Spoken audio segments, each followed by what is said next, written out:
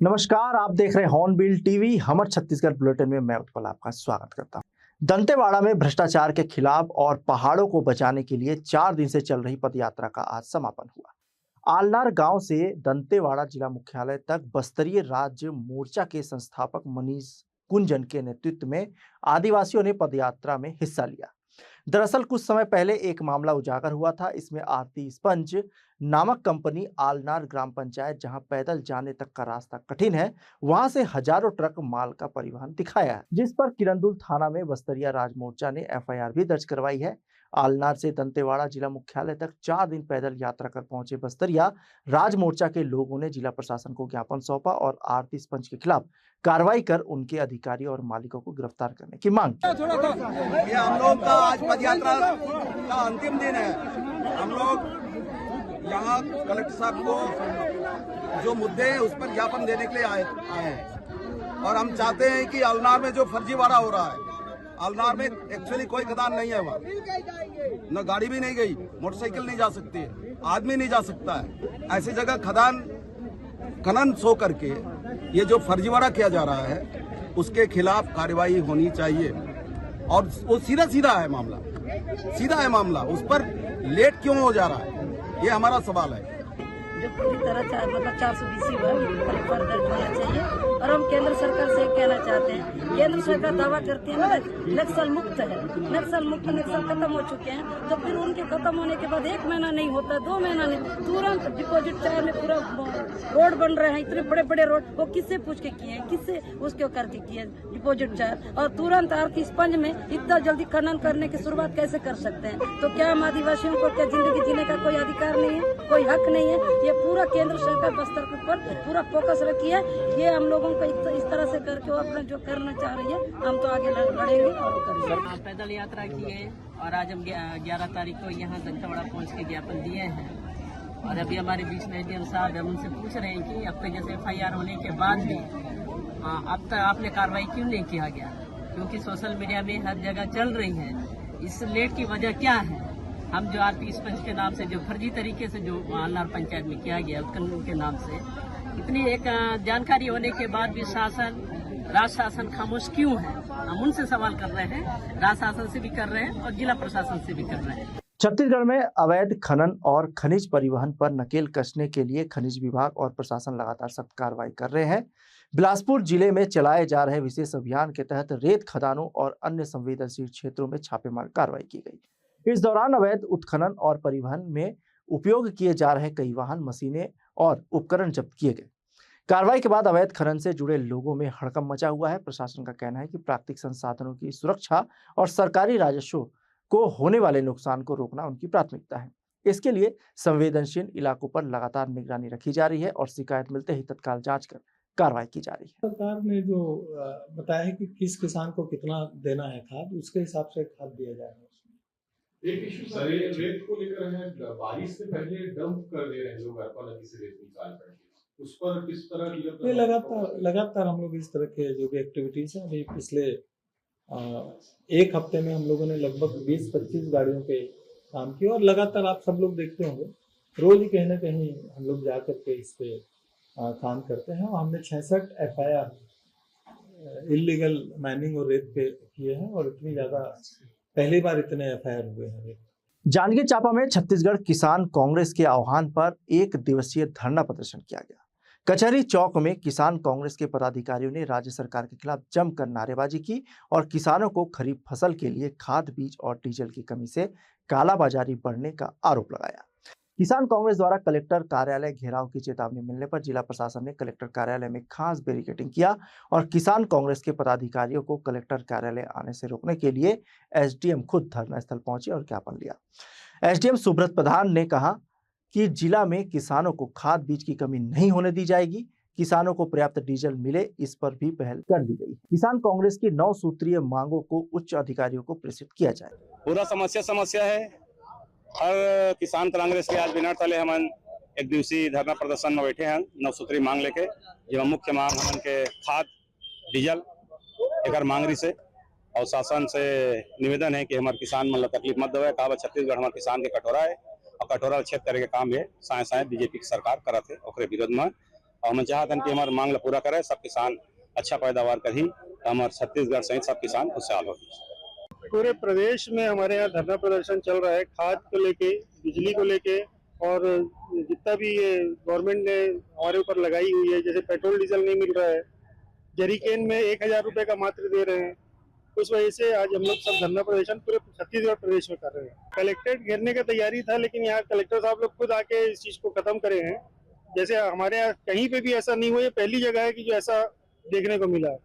जबकि सबसे ज्यादा धान आपके जांजगीर में होती है, सबसे ज्यादा परेशानी यहीं पे है। जांजगीर में अभी खाद भी पकड़ाया तो जांजगीर में पकड़ाया, और अभी यहाँ पे जितने भी और भी लोग दुकानदार हैं वो जमाखोरी करके रखे हुए हैं।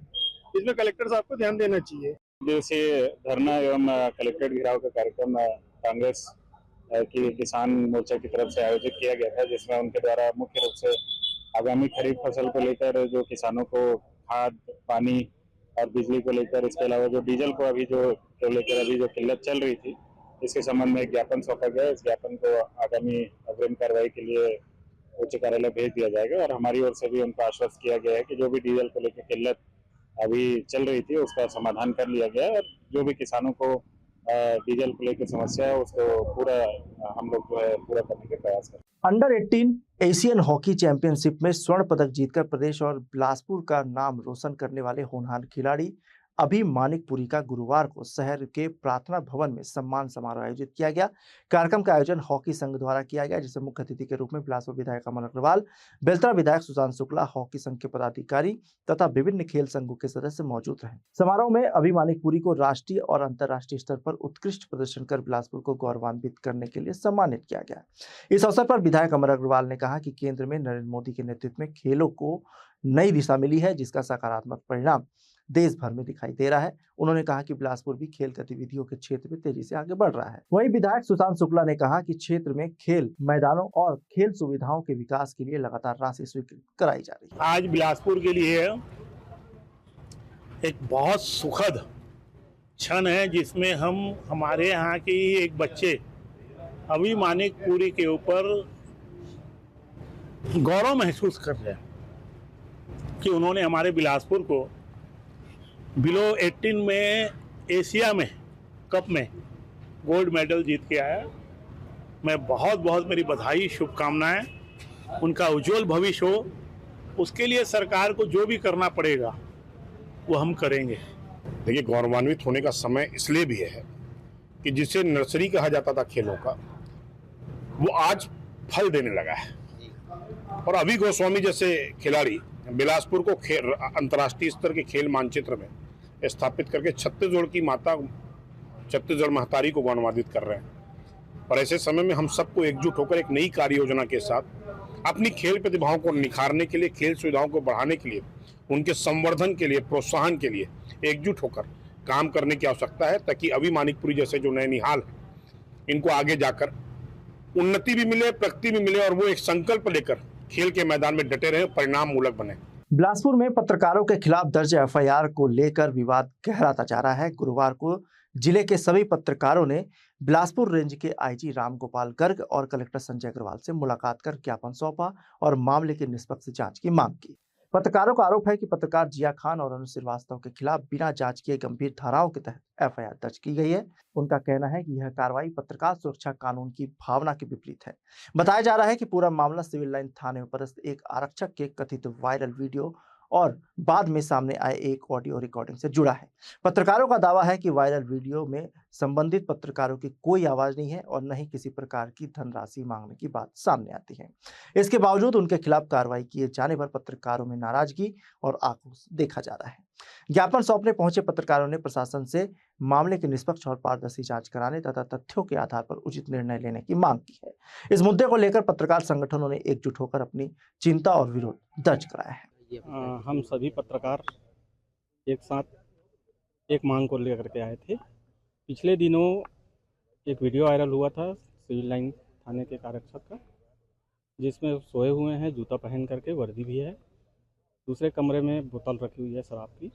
उन खबरों को जो चलाए जिया खान और कई लोग चलाए, उसके बाद दूसरा या तीसरा दिन एक और ऑडियो वायरल होता है। उसमें दो लोगों की बातचीत होती है कि एक दुकानदार की, चाय दुकानदार की, दूसरा क्या बोलते हैं कि वो आरक्षक के मनोज साहू नाम है उनका।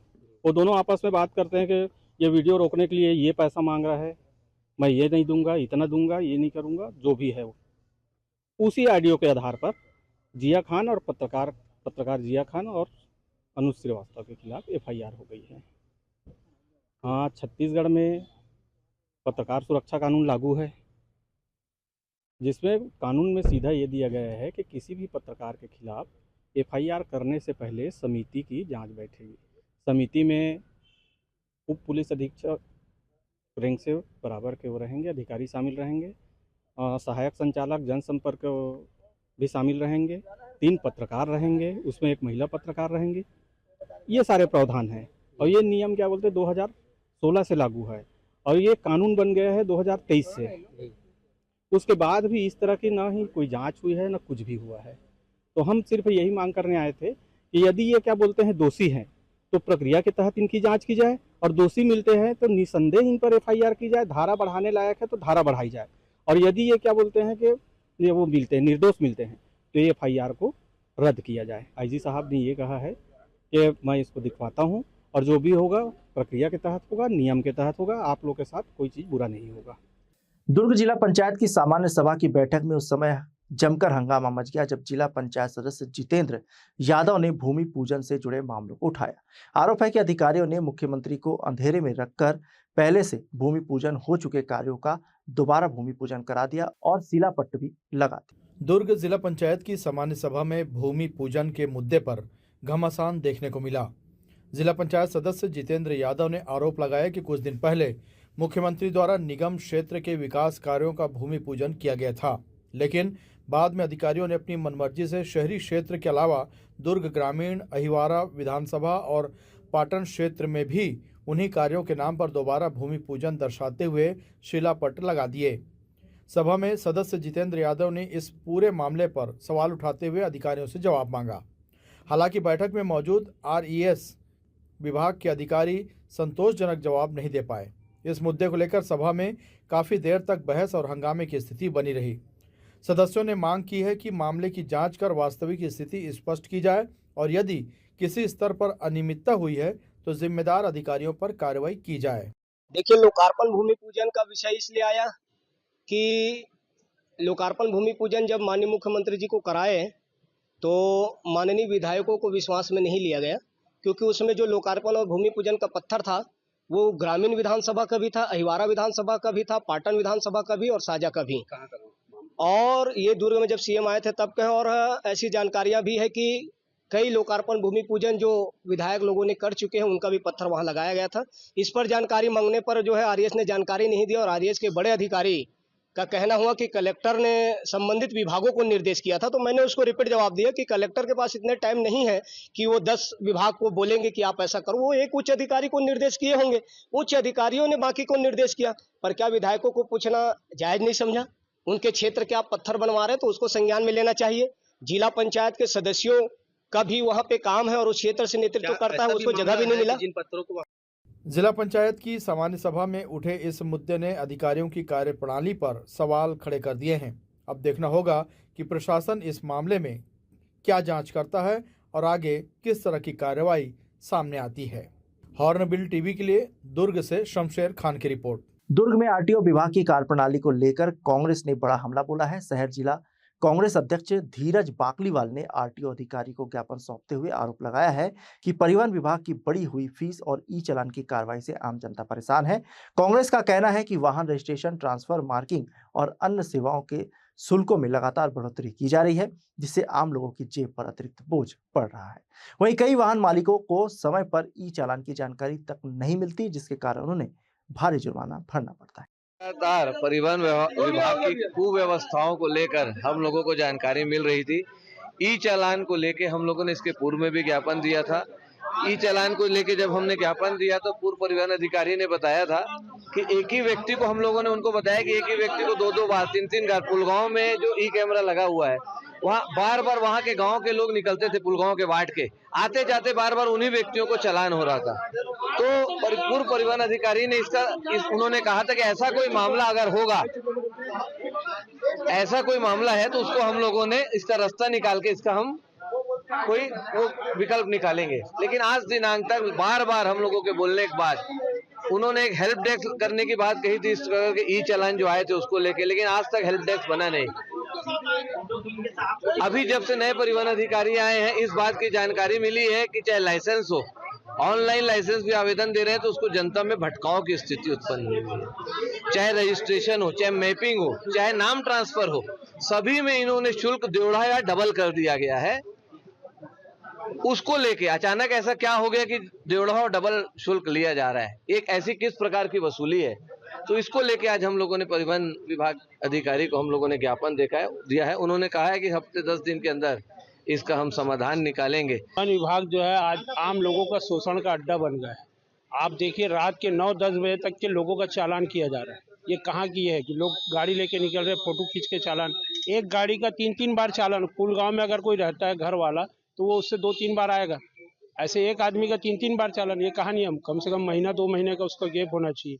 और उसका हेलमेट नहीं है तो उसका ये भी चालान, वो भी चालान। उसके अलावा ये जो ऑफिस है यहाँ पर लोग चक्कर काटते हैं। अगर किसी को लाइसेंस बनाना, कोई भी काम करना, टैक्स पटाना, तो उसको महीनों उसको लेट होता है, उसके कारण उनको ऊपरी पैसा देना पड़ रहा है। तो ये जो वसूली हो रही है, आरटीओ बोलते हैं हमारी जानकारी, तो आपके अगर विभाग में हो रहा है तो आपको जानकारी कैसे नहीं है? तो उसको जानकारी किया जाए, कार्रवाई किया जाए। ये जनता के सेवक है, जनता की सेवा करने के लिए विभाग रखा गया कि अवैध वसूली के लिए। इसी का विरोध करने हम लोग आए थे। और अभी अगर कार्रवाई नहीं करके इस सब पर रोक नहीं लगेगी, जो ये चालान हो रहा है, जो ये अवैध वसूली, तो आगे इसके कांग्रेस बहुत ही उग्र आंदोलन करेगी। उसमें मुख्य रूप से जो ई चालान के संबंध में ज्ञापन दिया गया है, जिसमें जो आमजनों के जो लगातार जो 1 दिन 2 दिन में जो चालान हो रहे हैं उसके संबंध में ज्ञापन दिया गया है। इस संबंध में हमारे द्वारा ये भी बताया गया है कि जो भी आवश्यक सुधारात्मक कार्रवाई है वो हमारे स्तर से और मुख्यालय स्तर से लगातार किया जा रहा है, ताकि लोगों का लगातार चालान ना हो और समय समय पर जो उसका होना चाहिए उसके लिए कार्रवाई की जा रही है। और इसके अतिरिक्त सभी से ये भी अपील रहेगी कि जो भी दस्तावेज हैं, चाहे पीयूसी हो, चाहे बीमा हो, फिटनेस हो, परमिट हो, समय पे अद्यतन करा लें ताकि ई चालान होने से बचें। छत्तीसगढ़ के भिलाई चरोदा के युवा खिलाड़ी निवेद कश्यप ने अंतर्राष्ट्रीय मंच पर शानदार प्रदर्शन कर प्रदेश और देश का गौरव बढ़ाया है। भारत की ओर से प्रतियोगिता में हिस्सा लेने वाले निवेद ने लाठी प्रदर्शन और लाठी युद्ध स्पर्धा में 2 पदक जीतकर बड़ी उपलब्धि अपने नाम की। अंतर्राष्ट्रीय स्तर पर आयोजित इस प्रतियोगिता में कुल 110 प्रतिभागियों ने हिस्सा लिया, जिसमें भारत का 28 सदस्यीय दल भी शामिल था। इसी दल का हिस्सा रहे भिलाई चारोदा के युवा खिलाड़ी निवेद कश्यप ने अपने हुनर और मेहनत के दम पर शानदार प्रदर्शन किया। निवेश ने अपने कोच डोमिनिक पियर्स के मार्गदर्शन में प्रतियोगिता की तैयारी की थी। लाठी प्रदर्शन प्रतियोगिता में निवेद कश्यप ने बेहतरीन तकनीक और संतुलन का परिचय देते हुए दूसरा स्थान हासिल किया और सिल्वर मेडल अपने नाम किया। वहीं लाठी युद्ध यानी स्टिक कॉम्बैट स्पर्धा में भी उन्होंने शानदार प्रदर्शन करते हुए तीसरा स्थान प्राप्त किया और ब्रॉन्ज मेडल जीतकर देश का नाम रोशन किया। निवेद की इस उपलब्धि से भिलाई चारोदा समेत पूरे छत्तीसगढ़ में खुशी की लहर है। खेल प्रेमियों, शिक्षकों और क्षेत्रवासियों ने उनकी सफलता पर बधाई देते हुए इसे प्रदेश के युवाओं के लिए प्रेरणादायक उपलब्धि बताया है। लोगों का कहना है कि ऐसी सफलताएं युवा प्रतिभागियों को आगे बढ़ने का हौसला देती हैं। बहुत अच्छा लग रहा है, मेडल मिला, सेकंड पोजीशन में फिनिश किया हूँ मैं। था बहुत टफ कंपटीशन था, बट वही सर ने बहुत अच्छे से ट्रेन किया मुझे 1.5 महीने में ही, तो उस वजह से मैं फिनिश कर पाया सेकंड प्लेस में और लाठी युद्ध में 3rd पोजीशन में फिनिश कर पाया। मैं बस इतना बोलना चाहूँगा कि स्पोर्ट्स में अगर खेलना चाहिए सबको, मतलब कोई ना कोई स्पोर्ट्स तो खेलना ही चाहिए, ताकि मतलब उससे 2 चीज़, मतलब फिजिकल फिटनेस भी रहती है और फिर एक अलग वो आइडेंटिटी बनती है स्पोर्ट्स पर्सन की। यहाँ से छत्तीसगढ़ से मैं अपने स्टूडेंट निवेद कश्यप को लेके गया था लाठी के टूर्नामेंट में भूटान, और भूटान में हमने लाठी में 2 टूर्नामेंट वहाँ पे जो किए हैं। मतलब एक लाठी का प्रदर्शन होता है जिसमें निवेद मेरे जो स्टूडेंट है छत्तीसगढ़ से वो सेकंड आया है, सिल्वर लाया है, और लाठी युद्ध होता है जिसमें उन्होंने 3rd पोजीशन में ब्रॉन्ज लाया है। ये फर्स्ट टाइम हमने अटेंड किया है लाठी का टूर्नामेंट में, और फर्स्ट टाइम में ही मुश्किल से 1.5 महीने में ही इन्होंने ऐसे प्रैक्टिस हुआ है और वहाँ पे जाके ये ट्रॉफी और मेडल ला पाए। तो इसलिए मैं बहुत खुश हूँ कि मेरा स्टूडेंट मतलब छत्तीसगढ़ को रिप्रेजेंट किया है और एक लौता स्टूडेंट जो छत्तीसगढ़ को रिप्रेजेंट किया है, इंडिया खेला है। मेहनत, अनुशासन और सही मार्गदर्शन के दम पर भिलाई चारोदा के युवा खिलाड़ी निवेद कश्यप ने अंतर्राष्ट्रीय स्तर पर अपनी प्रतिभा का लोहा मनवाया है। 2 पदकों के साथ हासिल की गई यह सफलता न केवल उनके लिए बल्कि पूरे छत्तीसगढ़ के लिए गौरव का विषय है। हॉर्नबिल टीवी के लिए दुर्ग से शमशेर खान की रिपोर्ट। दुर्ग जिले में पुलिस और खाद्य विभाग की संयुक्त टीम ने अवैध गुटखा निर्माण के खिलाफ बड़ी कार्रवाई की है। अंडा थाना क्षेत्र के ग्राम कुथरैल में स्थित 2 गोदामों में छापेमारी कर गुटखा बनाने की 3 मशीनें, भारी मात्रा में कच्चा माल जब्त किया गया है। मामले में 12 लोगों को हिरासत में लेकर जांच की जा रही है, जिसमें एक नाबालिग भी है। पाटन एसडीओपी अनूप लकड़ा के मुताबिक दोनों गोदामों में वॉशिंग पाउडर निर्माण की आड़ में जर्दा युक्त गुटखा तैयार किया जा रहा था। एक गोदाम से 2 और दूसरे से 1 मशीन बरामद हुई है। प्रारंभिक जांच में सामने आया है कि यहां सितार नाम से गुटखा तैयार कर बाजार में सप्लाई किया जाता था। पुलिस ने दोनों गोदाम सील कर दिए हैं। जब्त सामग्री के सैंपल जांच के लिए भेजे जाएंगे। रिपोर्ट के आधार पर आगे की कार्रवाई की जाएगी। अंडा थाना क्षेत्र का मामला है और कुथेल गांव है, वहाँ पे गोदाम है, असलम खान का गोदाम है। असलम खान के गोदाम में आरोपी जो है वीरेंद्र तिवारी, इसने ये एग्रीमेंट के तहत इससे ये गोदाम एग्रीमेंट में लिया था कि मैं वॉशिंग पाउडर वहाँ पे निर्माण करूँगा, वहाँ पे मैन्युफैक्चर करूँगा, लेकिन उसकी आड़ में ये अवैध गुटखा फैक्ट्री संचालन करने लग गया था, जिसकी सूचना पे हम लोग जो है खाद्य विभाग और दुर्ग पुलिस की तरफ से संयुक्त कार्रवाई की गई और वहाँ जाके पता चला कि 2 मशीनें मिली हैं एक लोकेशन पे और एक लोकेशन पे 1 मशीन मिली है और अवैध जो गुटखा सामग्री है वो सब हम लोग को वहाँ पे मिली। रायपुर के खमारडीह थाना क्षेत्र में लाखों रुपए के जेवरात चोरी के मामले का पुलिस ने सफलतापूर्वक खुलासा करते हुए 3 आरोपियों को गिरफ्तार किया है। गिरफ्तार आरोपी गोल्डन होम्स कॉलोनी में हुई चोरी की वारदात में शामिल थे। पुलिस ने आरोपियों के कब्जे से चोरी किए गए जेवरात और अन्य सामान भी बरामद किया, जिसकी कीमत लगभग 6,28,000 है। पुलिस के अनुसार मुख्य आरोपी डी रवि राव एक शातिर अपराधी है जो पूर्व में चोरी और मारपीट के मामलों में जेल जा चुका है। वहीं दूसरा आरोपी इमनेश राव भी आपराधिक प्रवृत्ति का है और आर्म्स एक्ट के मामले में पहले जेल की सजा काट चुका है। तीसरे आरोपी की भी वारदात में महत्वपूर्ण भूमिका पाई गई है। जांच के दौरान पुलिस ने तकनीकी साक्ष्यों, मुखबिरों की सूचना और संदिग्धों की गतिविधियों के आधार पर आरोपियों तक पहुंच बनाई। पूछताछ में आरोपियों ने चोरी की घटना को अंजाम देने की बात स्वीकार कर ली। इसके बाद पुलिस ने चोरी गए जेवरात बरामद कर लिए। रिसेंटली 3-4 तारीख के दरमियान रात में एक गोल्डन होम्स में प्रार्थी भरत चापड़िया के द्वारा एक एफआईआर लिखवाया गया था, जिसमें उनके घर से कुछ सोना, चांदी और कैश का चोरी होने का एक मामला सामने आया था। तो एसीसीयू की टीम और कमाडी थाने के संयुक्त टीम द्वारा एक जॉइंट टीम बना के इसमें लगातार जांच किया जा रहा था। तो कल हम लोगों ने जो मुख्य 2 आरोपी है उनको पकड़े थे और उसी के साथ और एक आरोपी भी था जिसके पास ये सामान पूरा रखा गया था, उसको भी पकड़े थे। तो आरोपी का 3 आरोपी टोटल इसमें हम लोग गिरफ्तार किए हैं। तो ये तीनों आरोपियों को हम लोगों ने गिरफ्तार किया। टोटल जितना एफआईआर में लिखवाया गया था सामान पूरा रिकवर हो गया है और उन्हीं के पास रखा हुआ था, तो पूरा सामान रिकवर हो गया है।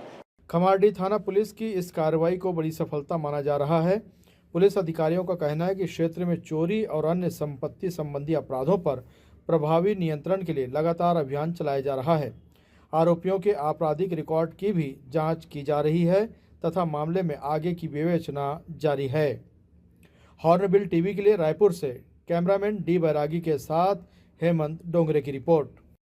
बालोद जिले के जामड़ीपाट विवाद ने एक बार फिर तूल पकड़ लिया है। आदिवासी समाज ने प्रशासन पर वादा खिलाफी, अवैध निर्माण और धार्मिक सांस्कृतिक पहचान की अनदेखी के आरोप लगाए हैं।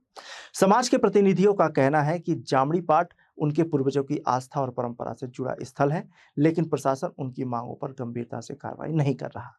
प्रतिनिधियों ने आरोप लगाया है कि निरीक्षण के दौरान पुलिस ने उन्हें रास्ते में रोक दिया। समाज ने पेड़ कटाई और निर्माण कार्यों पर भी सवाल उठाए हैं। आदिवासी समाज ने निष्पक्ष जांच और स्थायी समाधान की मांग करते हुए असंतोष बढ़ने की चेतावनी। विवाद का विषय तो हमने नहीं छेड़ा था। 1 जून को जो हमने कलेक्टर से मिलकर बात करने की कोशिश की, जिसमें नाकेबंदी की है, नाकेबंदी हम तोड़कर कलेक्टर से मिलने का आह्वान किए थे और बड़ी मुश्किल से कलेक्टर तो नहीं मिला, लेकिन एसपी, डीएफओ, जिला पंचायत सीईओ, एडीएम साहब जनता के सामने आके बात की और स्वीकार किया था कि 1 तारीख के बाद से तत्काल नोटिस भी निकाला कि कोई भी निर्माण कार्य नहीं होगा एवं विवादित जगह में कोई ऐसे काम नहीं होगा जिससे कोई दुर्भावना फैले या कहीं कोई शंका सुबह हो। लेकिन अभी इसके बाद लगातार हम प्रशासन से बात कर रहे हैं कि हमारे दिए हुए वादों क्या हुआ। आज के बुलेटिन में बस इतना ही। मुझे दीजिए इजाजत। देखते रहिए हॉर्नबिल टीवी।